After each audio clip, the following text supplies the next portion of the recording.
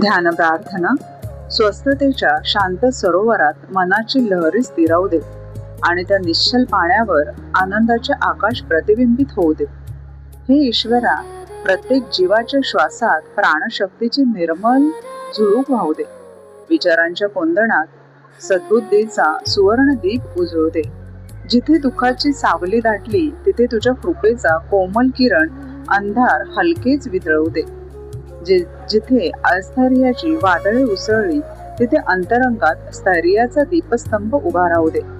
सुख, समाधान आणि ऐश्वर ही केवळ बाह्य संपत्ती न राहो, तर अंतकरणातील समाधानाचे शांत गूढ फूल उमलू दे.